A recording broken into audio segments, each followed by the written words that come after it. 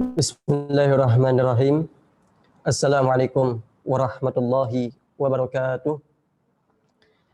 Waalaikumsalam warahmatullahi wabarakatuh.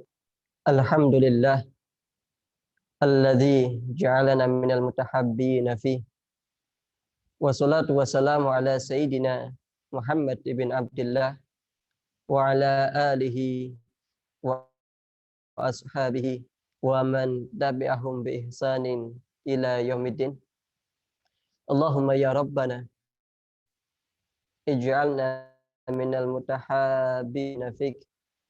Ij'alna minal mutahabbina fik. Ij'alna minal mutahabbina fik. Allahumma ya rabbana rzuqna taubatan qablal maut wa syahadata indal maut wal jannata ba'dal maut. Allahumma ya rabbana atina fid dunya hasanah wa fil akhirati hasanah wa qina adzabannar. Amma ba'd. Hadirin mukarramin yang senantiasa kita cintai dan selalu kita hormati, guru mulia kita Al-Mukarram Buya Yahya, dan juga guru kita Al-Mukarram Abah Syekh Abu Hanifah, yang semoga Allah Subhanahu wa taala senantiasa menjaga dan juga melindungi beliau, selalu diberikan kesehatan, dalam ketaatan serta sehat walafiat, amin ya rabbal alamin. Dan tentunya segenap kepengurusan Rumah Sakit Baru Sidawangi, yang semoga Allah Subhanahu wa taala senantiasa mencintai antum semua, yang semoga Allah Subhanahu wa taala senantiasa memberikan kepada kita keistiqomahan di dalam menghadiri majelis ta'lim yang penuh dengan kemuliaan ini, yang tidak lain kemudahan kita menghadiri, mengikuti kegiatan mulia ini adalah tidak lain bentuk cinta Allah kepada kita semuanya. Karena sungguh hamba yang dicintai oleh Allah Subhanahu wa taala adalah mereka yang akan dengan mudah bisa mengikuti kegiatan-kegiatan mulia, yang akan dengan mudah bisa menghindari segala kegiatan-kegiatan jelek. Itulah tanda cinta Allah kepada kita semuanya. Akan tetapi tidak cukup di balik itu semua saja. Yang perlu kita renungkan pada kesempatan kali ini adalah di saat kita bisa menjalin hubungan kita dengan Allah, maka ada dua. Yang kedua, yaitu mampukah kita menjalin hubungan baik kita dengan sesama kita saat itu. Karena Nabi Muhammad SAW pernah mengatakan dalam hadisnya, la yu'minu ahadukum hatta yuhibba li akhihi ma yuhibbu li nafsi. Tidak akan sempurna iman seseorang, iman yang ada dalam hati kita, sehingga apa dikatakan Nabi Muhammad? Hatta yuhibba li akhihi ma yuhibbu li nafsi. Sehingga dia cinta dalam dirinya itu seperti mencintai orang lain seperti dia cinta kepada dirinya. Kalau iman kita itu adalah tanda iman kita itu benar. Tanda iman kita itu diterima oleh Allah Subhanahu wa taala, bukan kita memperbanyak ibadah salat saja, enggak. Loh, kita yang sudah rajin sholat malam, Masya Allah, tahajud sampai puluhan rakaat. Yang setiap siang kok dia bisa berpuasa rutin Senin Kemis, atau mungkin bahkan puasa Daud. Yang diberikan kelebihan harta, dia mampu infak sedekah saat itu. Maka ada syarat yang kedua yang harus kita laksanakan, yaitu jalin hubungan baik kita dengan sama manusia. Karena bisa jadi kebohongan dan juga kedustaan di dalam hati kita, kalau kita hanya mampu memperbanyak hubungan kita dengan Allah saja, tapi hubungan dengan sama manusia nggak pernah diperhatikan saat itu. Maka paling penting kuncinya di dalam mampu menjalin hubungan baik kita dengan sama manusia adalah hidupkan atau tumbuhkan rasa cinta kita dengan sesama manusia. Dengan cinta itu yang terkadang bisa menjadikan diri kita baik dengan sesama kita. Makanya seperti yang pernah disampaikan oleh guru mulia kita Buya, orang itu kalau nggak ada cinta di dalam hatinya dengan sama manusia, maka yang ada adalah dengki, yang ada adalah dendam, yang ada adalah hasud, iri, penyakit hati muncul. Maka hati itu cuma dua isinya. Kalau nggak cinta, ya dengki. Kalau nggak cinta, ya benci. Kalau nggak cinta, ya dendam, kan gitu. Kenapa kok ada seorang suami dengan istri bertengkar? Karena nggak ada cinta dalam hatinya. Kenapa kok bisa seorang anak durhaka dengan orang tuanya? Karena nggak ada cinta. Kenapa seorang anak kok bisa zalim dengan seorang orang tua, kok bisa zalim dengan anaknya? Enggak ada cinta. Seorang atasan yang bisa zalim kepada bawahannya, enggak ada cinta. Bawahan kok kurang ajar dengan atasan, enggak ada cinta. Jadi kembali kepada hati kita yang sudah rajin hubungan baiknya dengan Allah, kita perbaiki dengan cinta kita kepada sama manusia. Dan enggak akan pernah timbul rasa cinta. Kecuali apa? Renungan dalam diri kita. Renungan akan apa? Renungan akan keberadaan saudara-saudara kita. Iya, kesempatan kali ini kita bisa hadir. Ngikutin Zoom. Ikut majelis kegiatan mulia seperti ini. Bahkan alhamdulillah yang laki-laki bisa sholat Jumat berjamaah. Yang perempuan bisa sholat duhur secara berjamaah.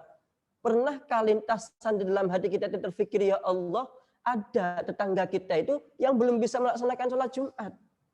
Ya Allah, itu pegawai di rumah sakit ini belum bisa melaksanakan sholat duhur. Ya Allah, ada pimpinan kita kok belum bisa melaksanakan sholat. Pernahkah terenyuh dalam hati kita saat itu? Ya Allah, itu umat kekasihmu Nabi Muhammad kok belum bisa melaksanakan sholat Jumat. Ya Allah, permudahkan ya Allah, berikan hidayah, berikan kasih sayangmu, jadikan beliau adalah orang yang ahli sholat. Jadi hakikat cinta yang pertama kali adalah renungan, terenyuh, lintasan di dalam hati kita, rindu bahwa orang lain pun untuk melaksanakan kebaikan. Dan penyakitnya kita yang sudah banyak ibadahnya adalah apa? Merendahkan orang lain. Makanya ada dua cara pandang. Seperti yang pernah disampaikan oleh guru kami, ada dua cara pandang. Cara pandang bagi orang ahli iman di dalam melihat orang lain yang saat itu bermaksiat, siapapun itu, entah orang tua kita, entah anak kita, entah saudara kita, atau mungkin mohon maaf pembantu di rumah kita, para pekerja yang membangun rumah kita, para pegawai di dalam rumah sakit kita sendiri. Di saat mereka melaksanakan atau melakukan kejelekan, terjerumus, diuji oleh Allah Subhanahu dengan segala kemaksiatan, ada dua cara pandang. Cara pandang yang pertama adalah cara pandang merendahkan. Kalau yang terlintas dalam hati kita adalah cara pandang yang merendahkan saat itu, maka tidak akan ada iman di dalam hati kita. Kenapa? Karena masih ada merendahkan dalam hati kita kepada orang lain. Oh, kasihan itu ya. Yang lain sholat Jumat kok dia asik enak-enakan nongkrong di warung sana. Oh, kasihan itu. Yang lain enak-enakan sholat duhur berjamaah kalau dia nongkrong di kantin. Oh, kasihan itu.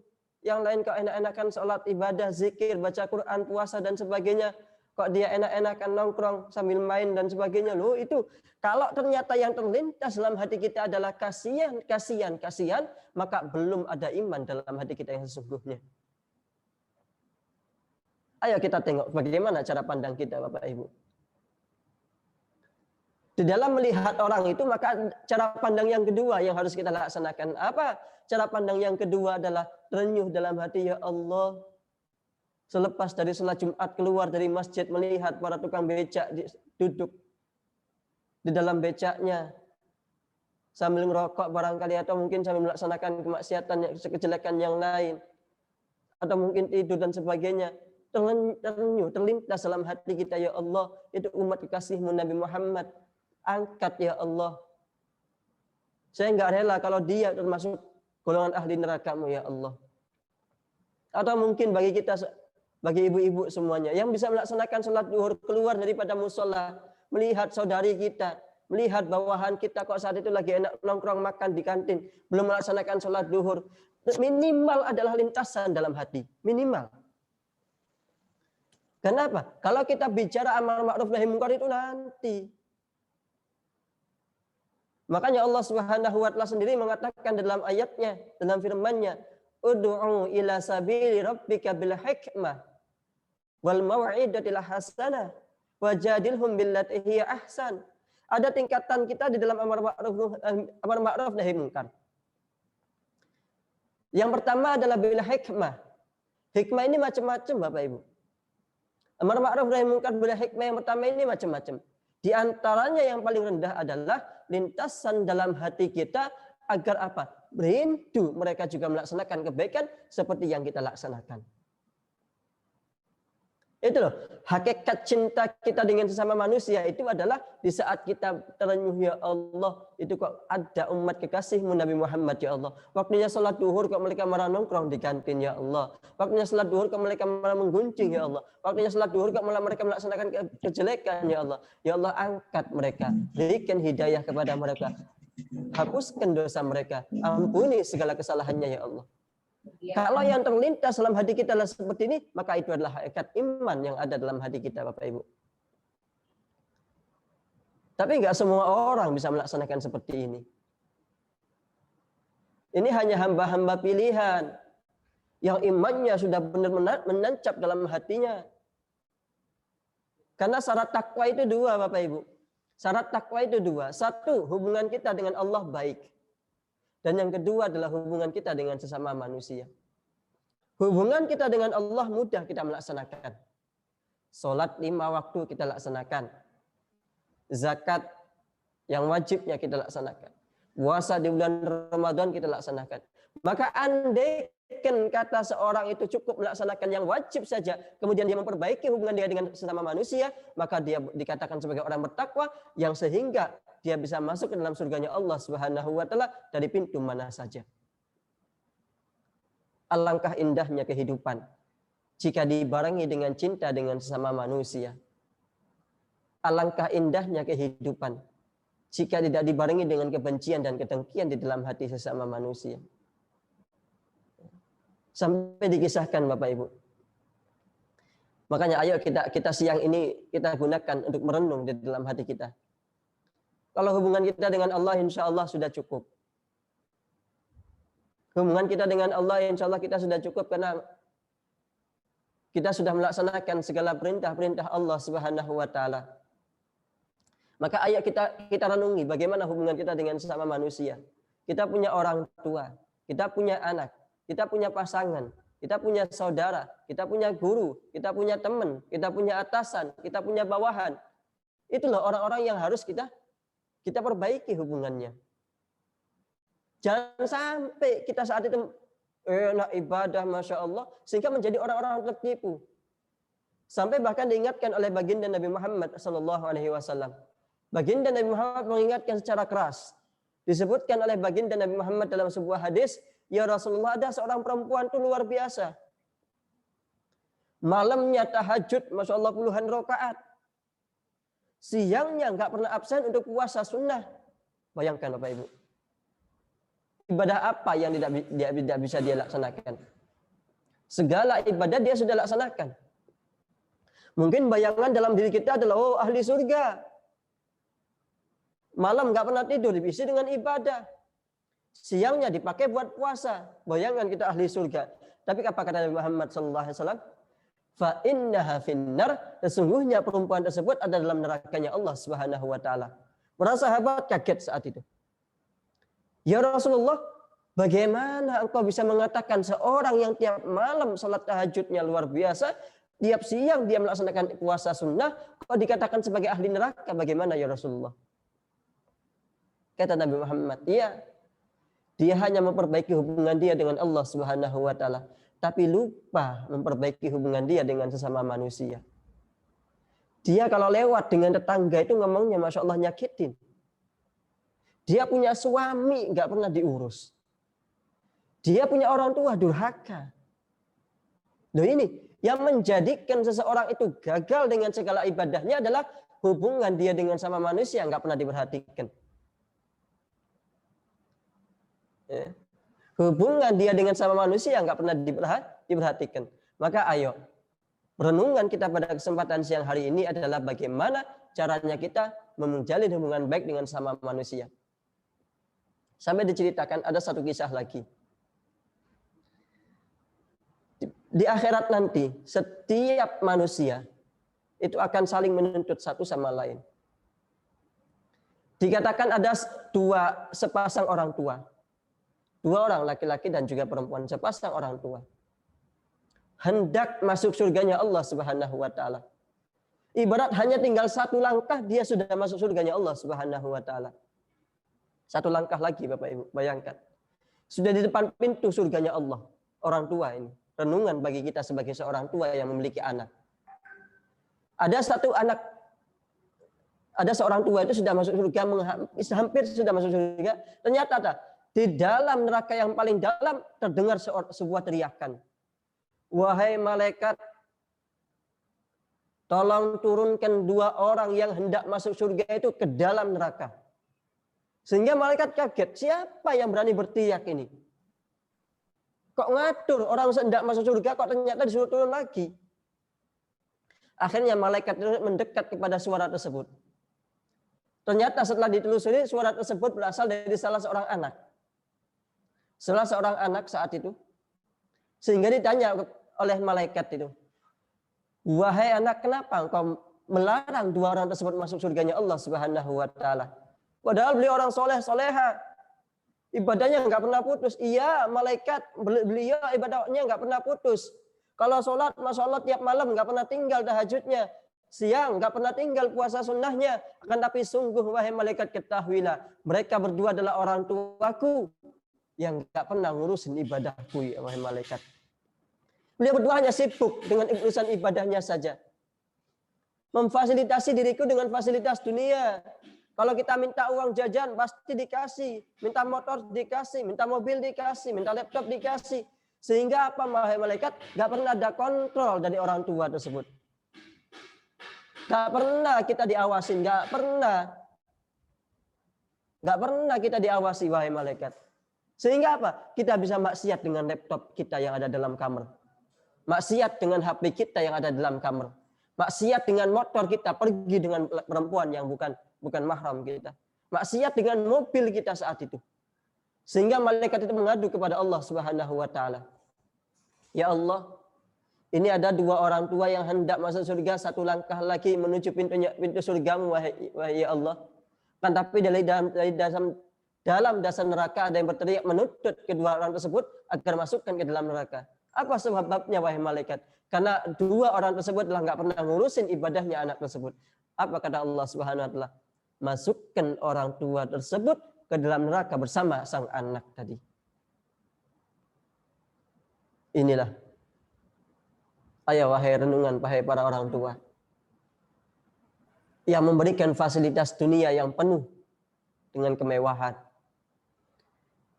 Permintaan semua anak kita laksanakan, tapi nggak pernah kita renungi bagaimana ibadah sholatnya dia, bagaimana dia hubungannya dengan Allah Subhanahu wa taala. Pernahkah? Jangankan ke sana sudah, wahai orang tua semuanya. Pernahkah kita mengecek, mengontrol apa isi daripada HP anak-anak kita? Pernahkah kita ngecek, melihat apa isi daripada laptop anak-anak kita saat itu? Pernahkah kita bertanya, wahai anakku, kemana engkau bawa motor itu? Pernahkah kita bertanya, wahai anakku, kemana engkau bawa mobil tersebut? Ke tempat mana? Karena itu yang akan dimintain pertanggungjawaban. Itu yang akan nanti ditanya oleh Allah Subhanahu wa taala. Maka sering kita menyampaikan bahwa apa? Surganya orang tua ada pada anak. Di saat kita diberikan amanah anak, maka ayo kita jaga benar anak tersebut. Jangan sampai hanya kita fasilitasi dunia dengan segala kemewahan yang ada sehingga kita lalai dengan ibadahnya.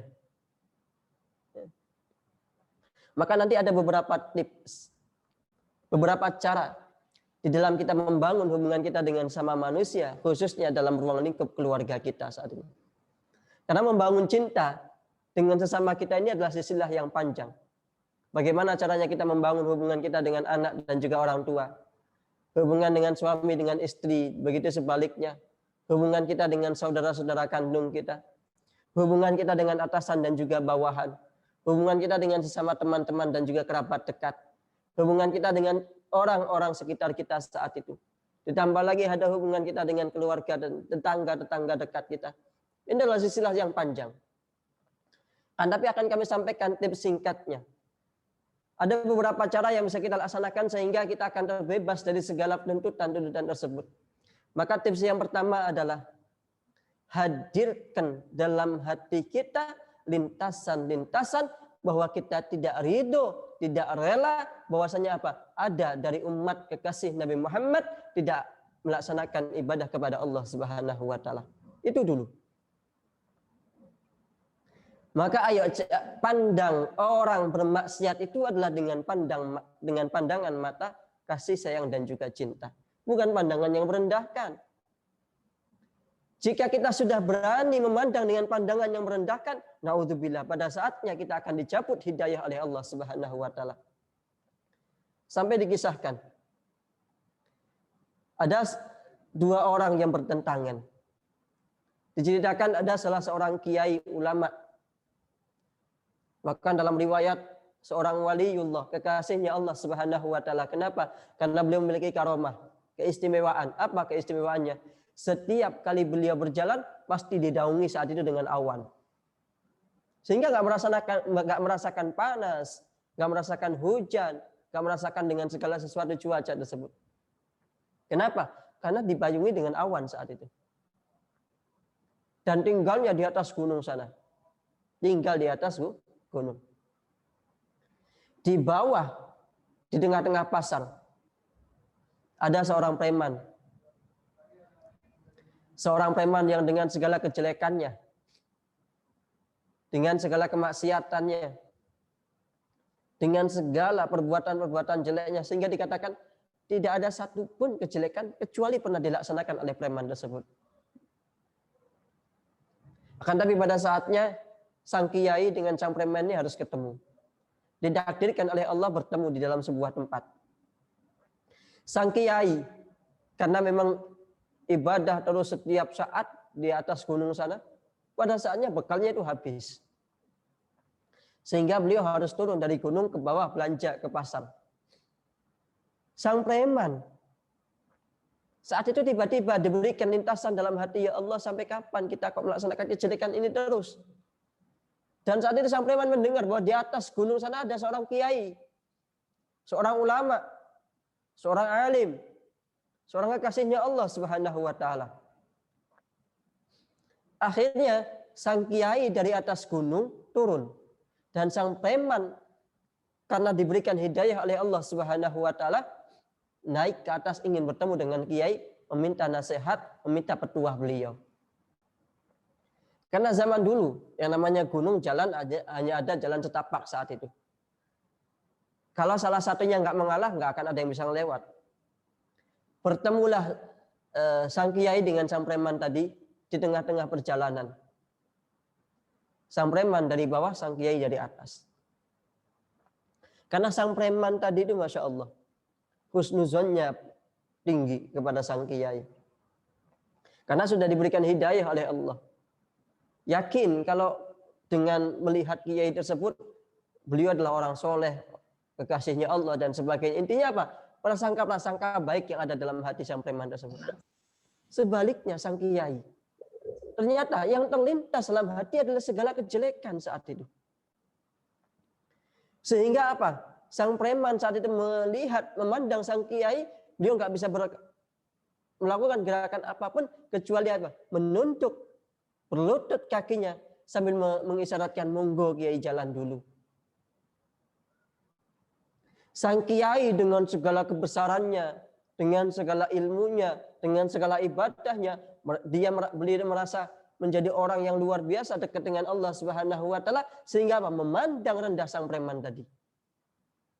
Bahkan ketika sang preman memberikan isyarat monggo kiai jalan dulu, kata sang kiai apa? Terlintas dalam hati, oh iya, saya pantas jalan duluan karena ibadah saya sudah banyak. Maka seketika itulah Allah Subhanahu wa taala mencabut hidayah dari sang kiai, kemudian ditaruh kepada hatinya sang preman. Dibaliklah saat itu posisinya. Lebih mulia sang preman dibandingkan dengan sang kiai. Kenapa? Karena lintasan dalam hati, pandangan hatinya sang kiai kepada sang preman jelek, justru sebaliknya. Pandangan sang preman kepada sang kiai adalah pandangan-pandangan baik. Maka cara yang pertama adalah lintaskan dalam hati kita ketika melihat orang lain di dalam melaksanakan kejelekan, melaksanakan kemaksiatan, melaksanakan pelanggaran Allah Subhanahu wa taala, lintaskan dalam hati, terenyuh dalam hati, ya Allah itu kekasih umat kekasih Nabi Muhammad, maka angkatlah dia ya Allah. Pandangi dengan pandangan kasih sayang, bukan pandangan benci. Penyakitnya kita orang yang sudah ahli ibadah itu Masya Allah. Apa penyakitnya? Oh, alhamdulillah ibadah kita mah sudah banyak tuh, kasihannya orang kok waktunya sholat gak gunjing, waktunya sholat kok masya Allah malah kumpul nggak karu-karuan, waktunya sholat kok malah ini. Oh, itulah sombongnya kita, penyakitnya kita tuh di situ. Sehingga apa? Yang terlintas dalam hati kita adalah suudzon. Nggak ada rasa cinta dalam hati. Nggak ada pandangan-pandangan kasih sayang saat itu.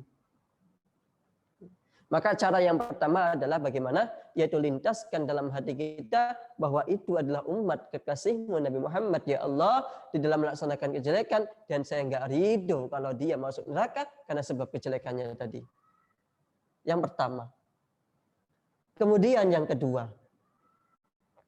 Di saat sudah ada lintasan pandangan dengan mata kasih sayang, sambut pandangan dan juga lintasan tersebut dengan doa, panjatan doa, dengan doa yang baik saat itu. Pulang dari Jumatan, melihat para tukang beca, Masya Allah. Para tukang ojek luar biasa, nggak bisa melaksanakan sholat Jumat. Lintaskan dulu yang pertama, ya Allah, itu ke orang-orang tukang ojek dan juga para tukang beca itu kok belum bisa melaksanakan sholat, ya Allah. Itu umat kekasihmu Nabi Muhammad, ya Allah. Lintaskan. Kemudian yang kedua, Pak, panjatkan doa, ya Allah, berikan hidayah kepada tukang ojek itu, ya Allah. Berikan hidayah kepada tukang beca itu, ya Allah. Berikan hidayah kepada orang-orang yang jualan di sana, ya Allah. Sehingga apa? Ini adalah sholat terakhir yang mereka tinggalkan. Nanti ketika masuk waktu sholat lagi, menjadikan mereka ahli sholat, ya Allah. Yang kedua. Ya.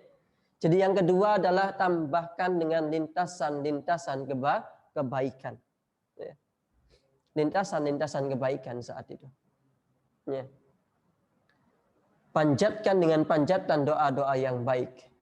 Kenapa? Bisa jadi mereka semuanya insaf itu adalah karena apa? Karena doa, panjatan doa kita saat ini.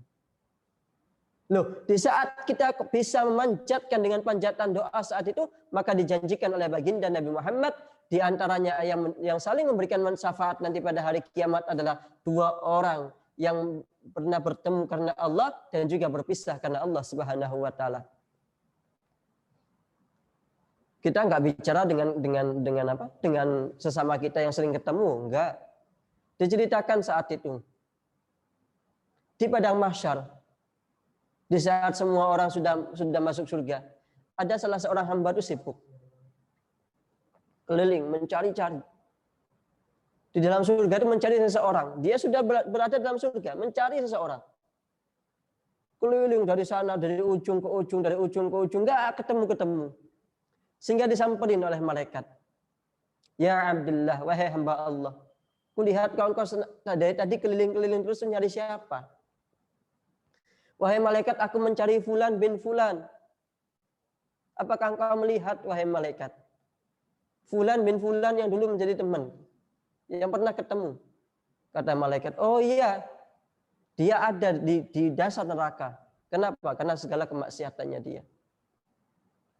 Kata orang yang sudah masuk surga tadi, wahai malaikat, demi Allah, aku mohon engkau untuk mengangkat temanku yang ada dalam neraka tersebut. Sehingga ditanya oleh malaikat, kenapa? Kenapa kau menginginkan temanmu yang ada dalam neraka itu untuk diangkat? Demi Allah, wahai malaikat, saya dulu di dunia pernah bertemu dengan dia dalam keadaan baik. Bertemu dengan dia dalam keadaan baik. Saya menginginkan dia dengan kebaikan dan dia menginginkan kepada saya dengan kebaikan. Sehingga malaikat tersebut mengadu kepada Allah Subhanahu wa taala, ya Allah, ada salah seorang hamba-Mu yang berada dalam surga ini menginginkan temannya untuk diangkat dari neraka masuk ke dalam surganya Allah. Kata Allah Subhanahu wa taala, angkat temannya dalam neraka itu, masukkan ke dalam surganya bersama dengan orang yang tadi. Ini loh syafaatnya orang. Kita nggak bicara dengan orang terdekat kita, orang tua sudah pasti harus kita baiki. Suami istri kita sudah pasti harus kita baiki. Ini loh orang yang cuma sekali ketemu dalam keadaan baik, menginginkan sama-sama menginginkan kebaikan dalam dirinya, maka itulah bisa memberikan syafaat kepada sesama kita. Yang tadinya di neraka diangkat oleh Allah Subhanahu wa taala masuk surganya Allah Subhanahu wa taala. Betapa rahmatnya Allah. Lalu kita sebagai hambanya, akankah kita tega melihat orang lain yang melaksanakan kejelekan, yang melaksanakan kemaksiatan, yang melaksanakan pelanggaran dengan mata-mata merendahkan? Tidak. Karena ahli iman yang sesungguhnya adalah di saat dia bisa memandang dengan mata kasih sayang. Maka kalau orang iman seperti ini semuanya, Masya Allah Bapak Ibu, indah. Suami istri mencintai karena Allah. Antara orang tua dengan anak saling mencintai karena Allah. Nggak ada yang namanya rebutan warisan. Nggak ada namanya cekcok. Nggak ada namanya pertengkaran, perkelahian. Itu enggak. Ya. Mohon maaf Bapak Ibu. Urusan sepele saja misalkan. Dalam hal urusan dagang. Karena kehidupan kita memang bukan hanya sekedar jual beli saja.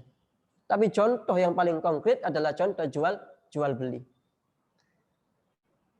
Ini jawabannya ada dalam hati Bapak Ibu semuanya. Yang menentukan apakah Bapak Ibu termasuk orang yang beriman yang disabdakan oleh baginda Nabi Muhammad ataukah bukan. Suatu ketika Bapak Ibu sedang berbelanja di dalam sebuah warung. Dan kebetulan pemilik warung tersebut adalah belum tahu bahwasanya harga bahan-bahan pokok sudah naik semuanya. Di warung-warung lain sudah naik semuanya. Kecuali di warungnya dia. Dan kebetulan Bapak Ibu saat itu sudah ingin belanja di warung dia dan tahu bahwa bahan-bahan itu harganya sudah naik. Ada dua orang itu akan bersikap. Satu, aji mumpung. Apa aji mumpung? Oh, sudahlah, mumpung murah ini. Kau usah dikasih tahu bahwa barang itu sudah naik semuanya. Akhirnya apa? Diborong semuanya itu. Diborong semua yang ada di dalam warung tersebut. Sehingga apa? Dampaknya ketika pemilik warung itu pengen belanja, kok ternyata baru tahu apa? Bahan-bahan sudah naik semuanya. Atau ada yang kedua. Apa? Memberitahu kepada sang pemilik warung, Bu, Pak, Masya Allah, kok harganya masih murah ya? Di sana sudah naik semuanya loh, 4 kali lipat. Loh inilah hakikat seorang iman yang sesungguhnya. Kenapa? Karena nggak mau bahwasanya apa? Pedagang tadi, pemilik warung tadi itu rugi. Ya secara logika, secara lahir dia nggak rugi. Kenapa? Karena dia itu belanjaan awal. Tapi ketika dia nanti belanja lagi kan dia rugi. Kenapa? Karena dia jualan, ya kan, mengeluarkan barang dagangannya bukan dengan harga yang umum. Dan kita yang tahu bahwa harga itu sudah naik nggak ngasih tahu. Kalau kita nggak ngasih tahu itu berarti iman kita belum sempurna, Bapak Ibu. Ya. Ini contoh kecil Bapak Ibu, contoh kecil dalam dunia kemanusiaan. Dunia kita saling memandang cinta karena Allah Subhanahu wa taala. Banyak lagi sebenarnya. Contoh-contoh yang lebih konkretnya, fakta-fakta di luar sana, ya kan. Ya, baik yang pertama kita ingatkan kembali, yang pertama adalah setidaknya lintasan di dalam hati kita sehingga terlintas pandangan untuk memandang dengan kasih dan juga cinta karena Allah. Yang kedua adalah sambut lintasan tersebut dengan senantiasa mendoakan dengan doa-doa kebaikan. Yang ketiga baru kita akan membawa kepada amar ma'ruf nahi mungkar. Bagaimana amar ma'ruf nahi mungkar yang sesungguhnya? Kita ingatkan, Bapak, Masya Allah, waktunya sholat Jumat, mangga sholat dulu Pak. Ibu, Masya Allah, mangga sholat duhur, waktunya sudah masuk sholat duhur, ayo kita sholat jamaah bareng-bareng. Dan mengingatkan itu adalah kaidahnya di dalam dakwah ada dua. Yang pertama adalah tidak harus diingatkan saat itu juga, dan yang kedua tidak harus disampaikan oleh lidah atau lisan kita. Karena sebagian, mohon maaf Bapak Ibu, sebagian orang itu kalau kita tegur langsung dia akan gak terima, malah akan menjauh, ya kan? Akan menjauh. Dalam firman-Nya Allah Subhanahu wa taala menegur baginda Nabi Muhammad sallallahu alaihi wasallam ketika ditegur beliau, "Lau kuntum faddan ghalidal qalbi lang faddu min haulik." Ini pelajaran. Artinya pelajaran itu apa? Cara menegur orang dengan baik. Kalau kita menegur dengan cara teguran yang keras, oh sholat, yang gak sholat ahli neraka loh, bakal hilang orang itu. Kalau kita negurnya dengan cara seperti itu, ayo sholat, waktunya sholat, kok gunjing orang, oh, gak bakal didengar. Justru mereka semua akan menjadikan menjauh dari kita itu. Tapi kita deketi. Masya Allah ibu yang solehah, lagi sibuk ya. Sudah waktunya masuk sholat, ibu mangga ayo kita sholat bareng-bareng yuk. Pada saatnya nanti mereka atau beliau-beliau itu akan ngikut dengan kita. Tapi kalau sudah cara negur kita adalah negur yang salah, tidak sesuai dengan perintah ajaran Nabi Muhammad bil hikmah tadi, dengan hikmah, maka yang adalah mereka akan menjauh. Loh, kalau sudah menjauh, dakwah kita tidak akan bisa tersampaikan. Ya. Jadi kunci menyampaikan kebaikan itu dua. Tidak harus sampaikan oleh lisan kita dan tidak harus sampaikan saat itu juga. Barangkali kita nggak bisa menyampaikan, ayo siapa atasan kita saat itu. Dalam sebuah organisasi kan ada atasan. Oh ada Pak, ada apa? Ada direkturnya. Ada kepalanya. Ada ini dan sebagainya. Maka beliau nanti yang akan memberikan keterangan. Beliau akan mengajak kepada kebaikan itu. Nah ini yang ketiga ya. Jadi setelah kita lintasan dengan memandang dengan pandangan kasih sayang, yang kedua adalah sambut atau tambah dengan panjatan doa-doa kebaikan, yang ketiga adalah kita tegur. Karena ketika kita melihat kemungkaran, baginda Nabi Muhammad SAW itu mengingatkan kita ketika melihat kemungkaran maka ada 3 cara kita mengingatkannya. Yang pertama, ingatkan dengan kekuasaan kita. Bagi kita yang berkuasa. Kalau perlu bikin peraturan, yang bekerja di sebuah perusahaan yang Islam kalau nggak sholat maka akan dikenakan SPO, itu luar biasa. Itu apa? Jalannya orang-orang yang memiliki kekuasaan saat itu. Kita bukan keras-kerasan, bukan. Itu semata-mata tanda cinta kita kepada mereka. Jangan sampai kita sebagai seorang atasan memiliki bawahan yang nggak sholat, ditanya nanti di akhirat. Itu ya Allah atasanku, dulu aku kerja di sebuah perusahaan dia. Tapi dia hanya sekedar memberi gaji, nggak pernah menanyakan sholatku ya Allah. Akan dipertanyakan itu. Atau yang kedua, bila hikmah tadi dengan omongan. Yang nggak punya kekuasaan dengan omongan, Bapak Ibu ayo sholat. Atau yang ketiga, ingkar dengan hati. Ingkar dengan hati itu seperti apa? Kita nggak punya kekuasaan. Ngomong juga nggak bakal didengar kita. Maka ingkar dengan hati, ya Allah, itu tuh sebuah kejelekan ya Allah. Kejelekan. Maka aku rindu ya Allah, dia melaksanakan kebaikan dan segera meninggalkan kejelekan itu ya Allah. 3 tingkatan ketika kita melihat sebuah kemungkaran saat itu. Maka jangan sampai kita cuek. Ya. Jangan sampai kita cuek. Karena sifat cuek tersebut adalah menjadikan diri kita adalah hilang perasaannya. Yang ada dendam, dengki, hasut, benci, macam-macam. Ya. Dari itu semuanya itu akan menimbulkan perilaku yang nggak enak. Makanya 3 cara tadi ya, 1 lintaskan atau pandang mereka dengan pandangan kasih dan juga cinta karena Allah, yang kedua panjatkan doa, dan yang ketiga kita tegur dengan teguran yang baik. Ini 3 hal ini yang bisa membangun cinta kita dengan sesama manusia. Ya. Membangun cinta kita sama dengan sesama manusia kita secara umum. Insya Allah kalau ketemu dengan kami lagi akan kami bahas silsilahnya. Bagaimana membangun cinta dengan orang tua, membangun cinta dengan seorang anak, membangun cinta dengan saudara-saudari kita, membangun cinta dengan atasan kita, membangun cinta dengan bawahan, pembantu yang ada di rumah kita, bawahan kita yang adalah dalam perusahaan kita, membangun cinta dengan orang-orang yang enggak kita kenal sekalipun, itu akan kita bahas kalau pada saat ketemuan yang akan datang ya. Intinya adalah Bapak Ibu, seseorang jika sudah ada cinta di dalam hatinya, maka yang ada adalah saat itu rindu, ingin, kangen, saudara-saudaranya saat itu melaksanakan kebaikan dalam dirinya. Seperti hanya kita rindu melaksanakan sholat, kita pun rindu saudara kita juga melaksanakan sholat. Seperti hanya kita bisa melaksanakan puasa sunnah rutin, kita rindu saudara kita melaksanakan puasa sunnah juga. Seperti hanya kita bisa membaca Al-Quran, kita rindu saudara-saudara kita membaca Al-Quran. Seperti hanya kita bisa infak sedekah, kita rindu saudara kita juga infak sedekah. Itulah hakikatnya membangun cinta di atas dalam hati kita, cinta karena Allah Subhanahu wa taala. Dan juga jika sudah cinta sama kita, maka insya Allah pada saatnya hari kiamat nanti akan mendapatkan syafaat di mana tidak akan ada orang saat memberikan syafaat kecuali datangnya syafaat dari teman-teman kita, saudara-saudara kita, dan juga keluarga-keluarga kita saat itu. Ya. Mungkin ini yang bisa kami sampaikan karena batas waktunya sampai jam 2 saja. Tadi sudah agak ngaret panjang kan itu ya.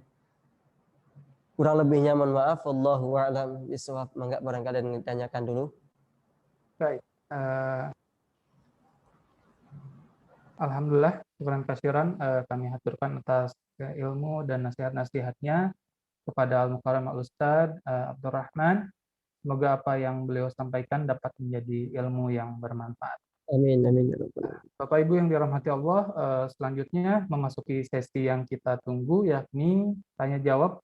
Barangkali ada dari Bapak Ibu sekalian yang ingin ditanyakan, bisa langsung kepada Al-Ustadz Abdurrahman dengan klik raise hand di aplikasi Zoom-nya. Kami persilakan.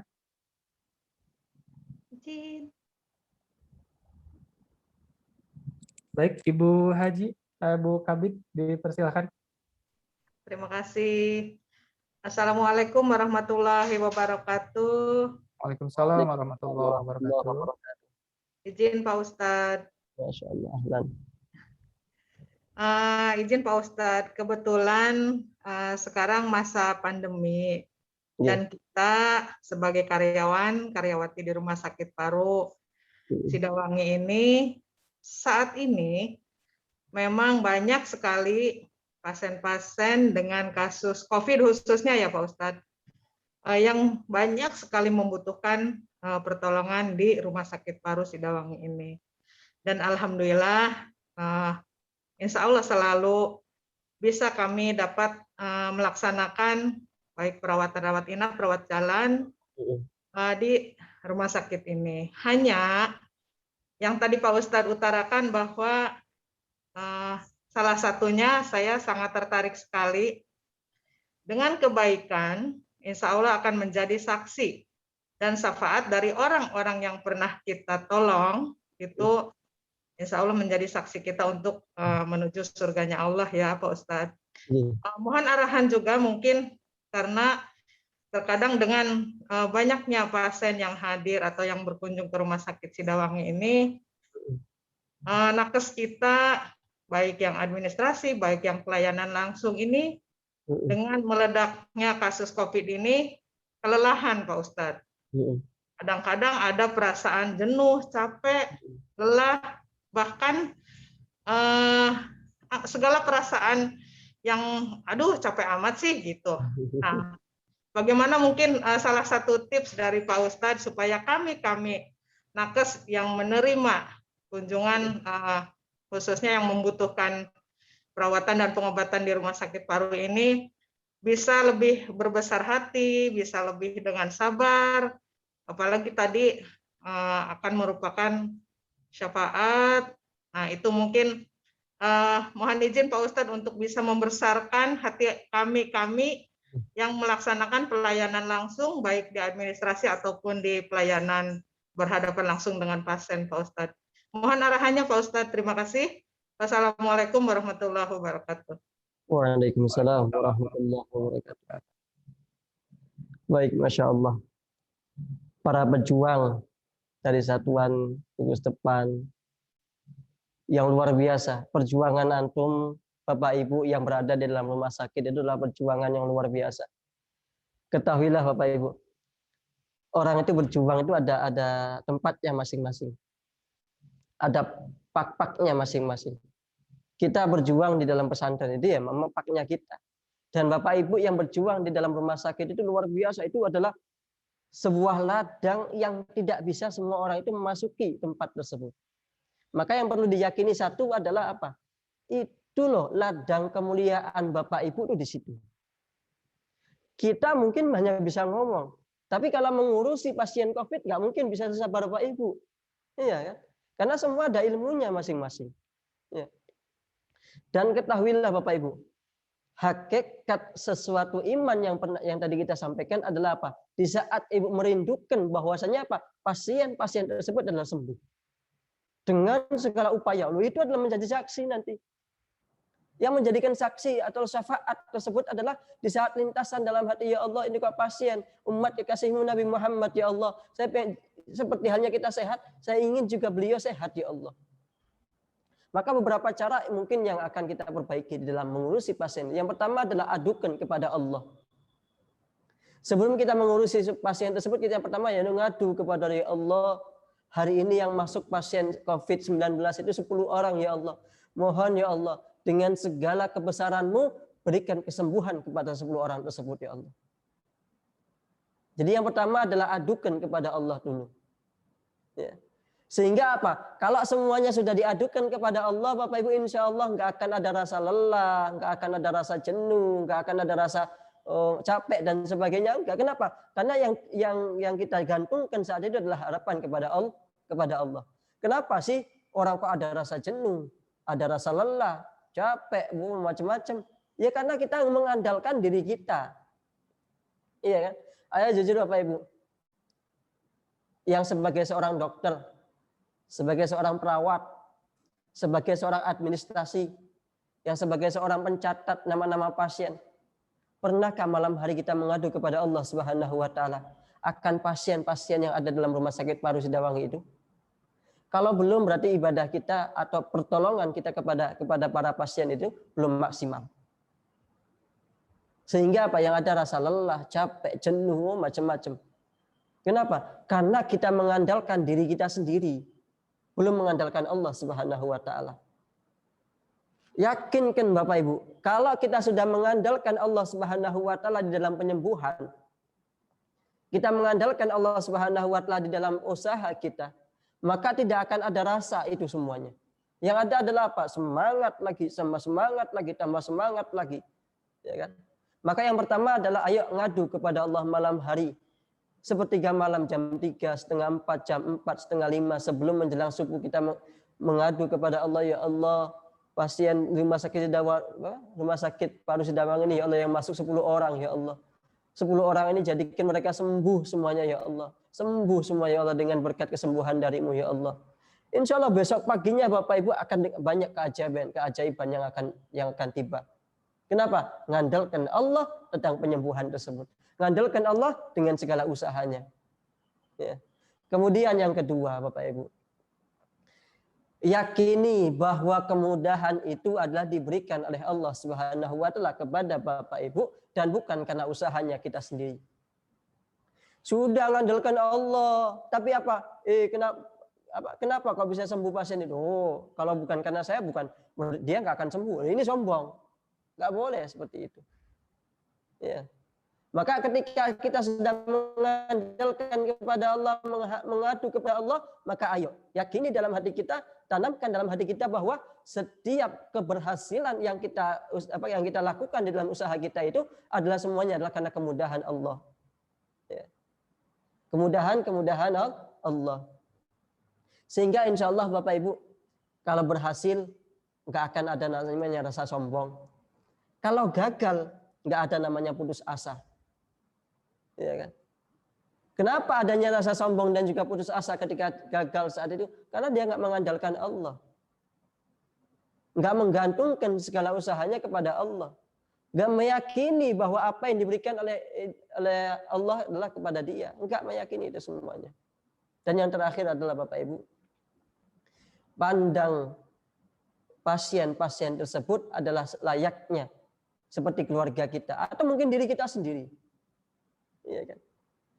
Ayo Bapak Ibu, di saat kita melihat pasien itu yang ada dalam pikiran kita, apakah itu pasien adalah orang lain?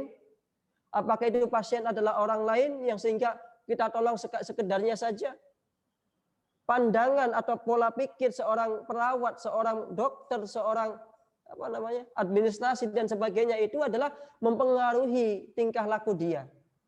Kalau kita memandang mereka seorang pasien adalah orang lain, maka tingkah lakunya adalah tidak akan sepenuh hati. Tapi kalau kita mandang pasien tersebut adalah layaknya diri kita yang sakit, layaknya orang tua kita yang sakit, layaknya anak kita yang sakit, maka insya Allah akan sepenuh hati kita akan mengobati pasien-pasien tersebut. Ya. 3 hal ini Bapak Ibu. Yang pertama adalah adukan kepada Allah. Yang kedua adalah kembalikan kepada Allah. Yakini bahwasanya segala kemampuan kita dalam mengobati itu adalah karena karunia dan juga pemberian Allah Subhanahu wa taala. Yang ketiga adalah pandang mereka layaknya diri kita sendiri. Insya Allah yuk, dengan 3 cara ini jenuh nggak ada. Kenapa kok nggak ada jenuh? Kenapa? Melihat pasien itu diri kita. Kalau kita sakit gimana Bapak Ibu? Apakah saat kita sakit kemudian jenuh? Sudahlah, nggak usah minum obat lagi. Capek minum obat? Oh, nggak ada. Kalau diri kita sakit, Bapak Ibu, insya Allah apa? Bagaimanapun caranya, ayo minum jamu ini, minum obat ini, pergi rumah sakit sana, pergi klinik dan sebagainya, kan gitu. Adanya rasa jenuh adalah kapan? Di saat kita nggak memandang orang tersebut adalah sebagai diri kita. Ingat dalam Nabi Muhammad dalam hadisnya apa? La yu'minu ahadukum hatta yuhibba li akhihi ma yuhibbu li nafsi. Cinta saudaranya itu kayak cinta pada dirinya. Jadi kalau kita cinta kepada dia, layaknya dia seorang pasien adalah apa? Seperti halnya kita yang pengen sembuh, maka dia pun harus sembuh. Ya kan? Sehingga apa? Enggak ada rasa jenuh. Insya Allah enggak ada rasa jenuh. Enggak ada rasa capek. Enggak ada rasa bosan. Oh, apalagi macam-macam enggak. Kenapa? Karena dia memandang orang tersebut adalah sebagai layaknya diri dia yang sakit. Ya. Jujur Bapak Ibu, kalau kita sakit gimana? Apakah ada rasa jenuh dalam mengobati diri kita? Enggak ada. Orang tua kita sakit gimana? Bagaimanapun caranya kan gitu. Bahkan Bapak Ibu dengan 3 cara tadi itu, dengan 3 cara tersebut, seseorang itu akan memaksimalkan dalam segala usahanya. Kalau pasien tersebut termasuk orang yang nggak mampu, dibiayain sampai akhir. Iya kan? Itulah yang akan timbul adalah seperti itu. Dan insya Allah ditambah lagi di saat beliau benar-benar sembuh seorang pasien tersebut, masya Allah. Mungkin amal ibadah Bapak Ibu adalah pas-pasan, tapi nanti di akhirat kelak, masya Allah Bapak Ibu, beliau itu akan manggil. Dulu mana ya ibu dokter ini fulana? Dulu mana ya Bapak ini yang ngobatin saya sampai sembuh penyakit saya? Ya kan? Jadi gitu.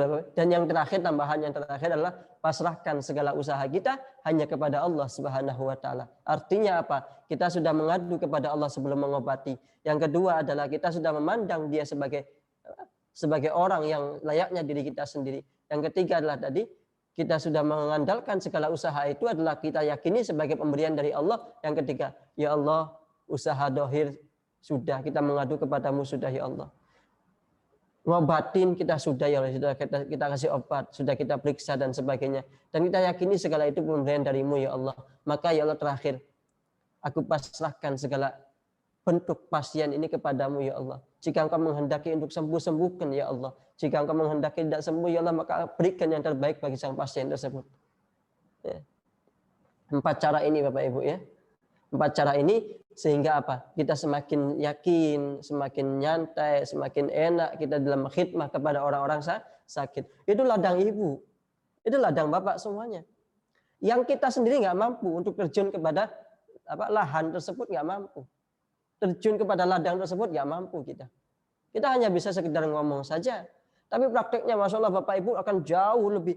Bahkan Masya Allah Bapak Ibu, yakini, tanamkan dalam hati Bapak Ibu semuanya, jika berhasil menyembuhkan seorang pasien COVID, maka derajatnya akan lebih tinggi daripada kami semuanya. Kenapa? Karena kami hanya sekedar mengajak. Sedangkan Bapak Ibu praktek di dalam lapangan. Iya kan? Sampai Masya Allah Subhanallah meninggalkan keluarga demi pasien. Iya kan? Maka derajatnya Bapak Ibu akan 1 tingkat di atasnya seorang yang berilmu. Kapan? Di saat kita nggak bisa mengajak, cuma sekedar mengajak omongan saja, tapi prakteknya adalah Bapak Ibu lebih dapat kan gitu. Makanya termasuk daripada dakwah bil hikmah itu adalah dengan apa? Perilaku yang baik. Ya, dengan perilaku yang baik. Maka yakini itu semuanya Bapak Ibu ya. Maka intinya adalah 4 cara tadi, yaitu adukan kepada Allah, kemudian yakini bahwa semua usahanya milik Allah, kemudian yang ketiga adalah apa tadi? Apa yang ketiga tadi itu? Lupa kami. Berdoa kepada Allah, yakini semuanya adalah pemberian dari Allah. Kemudian yang ketiga, pandang sebagai diri kita atau keluarga kita. Dan yang terakhir, pasrahkan kepada Allah Subhanahu wa taala. Maka dengan 4 cara ini akan hilang rasa jenuh, rasa bosan, yang ada adalah timbul senantiasa sembuh.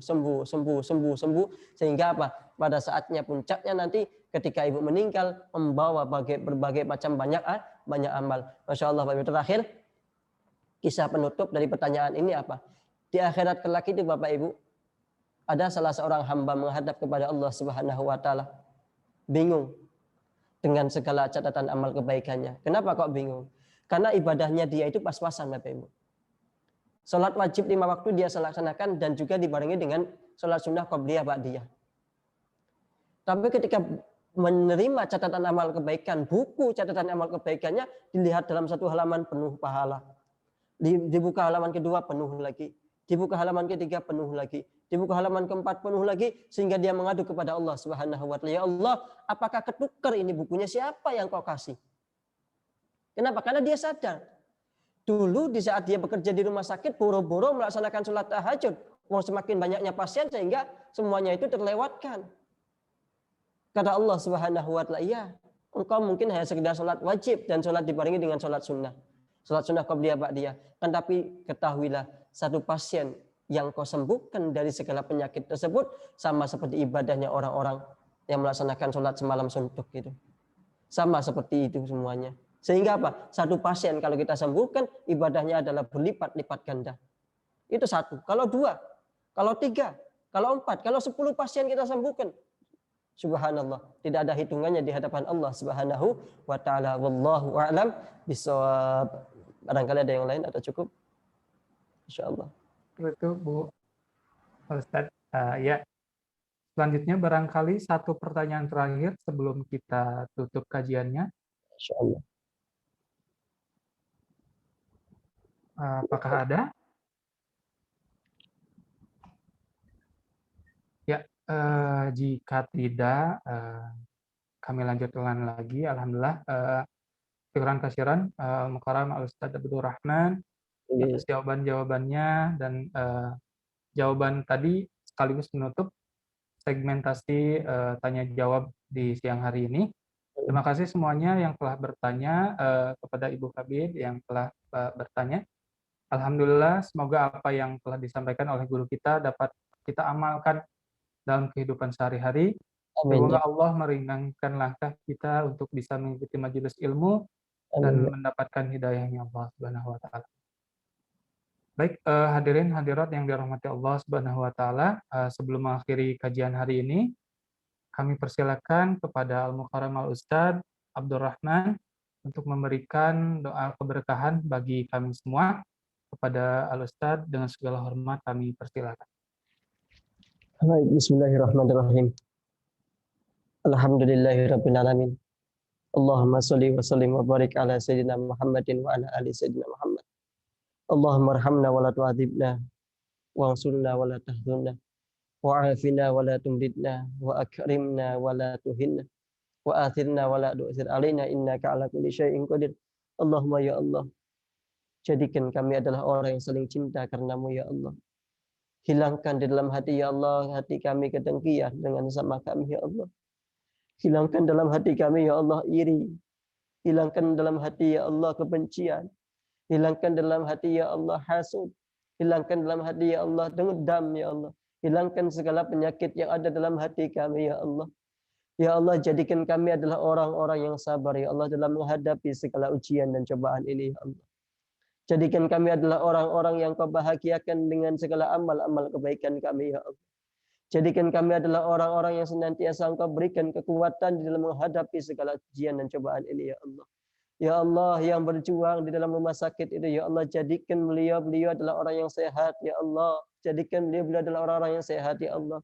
Dan berikan beliau kemudahan di dalam menyembuhkan berbagai macam penyakitnya itu ya Allah.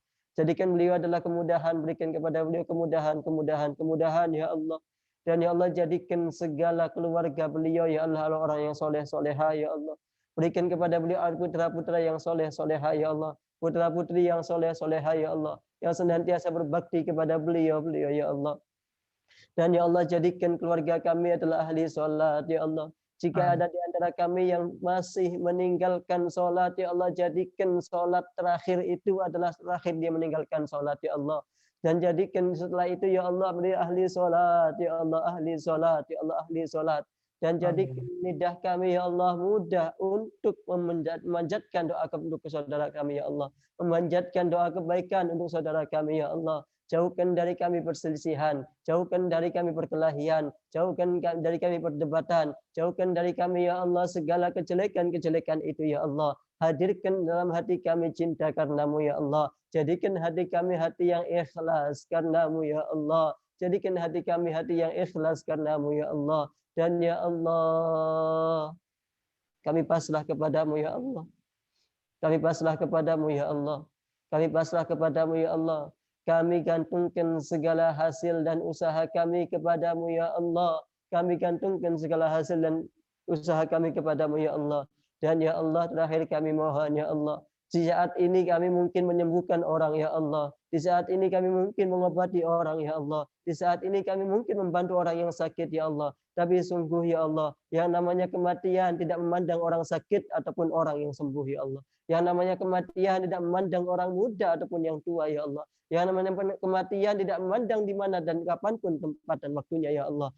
Maka ya Allah, sungguh di saat Engkau mencabut nyawa kami ya Allah, cabutlah nyawa kami dalam keadaan kami sholat, cabutlah nyawa kami dalam keadaan kami baca Quran, cabutlah nyawa kami dalam keadaan majlis seperti ini ya Allah, cabutlah nyawa kami dalam keadaan kami merawat dan mengobati para pasien ya Allah, cabutlah nyawa kami dalam keadaan baik dan husnul khatimah ya Allah. Cabutlah nyawa kami dalam keadaan baik dan husnul khatimah ya Allah. Cabutlah nyawa kami dalam keadaan baik dan husnul khatimah ya Allah. Jauhkan dari kami mati su'ul khatimah ya Allah. Jauhkan dari kami ya Allah mati jelek. Jauhkan dari kami ya Allah mati jelek. Jauhkan dari kami ya Allah mati jelek, dan jadikan lidah dan hati kami ya Allah. Kalimat terakhir yang kami ucapkan ketika sakaratul maut adalah kalimat agung dan indah, kalimat agung dan mulia. La ilaha illallah Muhammadur Rasulullah. La ilaha illallah Muhammadur Rasulullah. La ilaha illallah Muhammadur Rasulullah sallallahu alaihi wasallam. Rabbana atina fid dunya hasanah wa fil akhirati hasanah wa qina adzabannar. Wa sallallahu ala sayyidina Muhammadin wa ala alihi wa sahbihi wasallam. Walhamdulillahi rabbil alamin. Syarul Fatihah. Allah. Alhamdulillah. Ya Allah.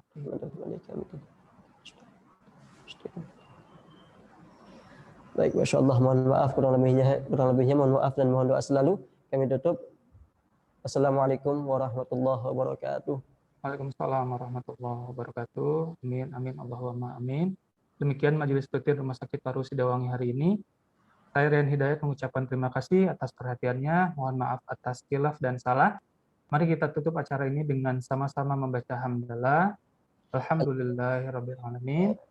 Membaca istighfar. Astagfirullahaladzim. Astagfirullahaladzim. Dan kami akhiri dengan doa kifaratul majlis. Subhanakallahumma wa bihamdika asyhadu an la ilaha illa anta astaghfiruka wa atubu ilaik.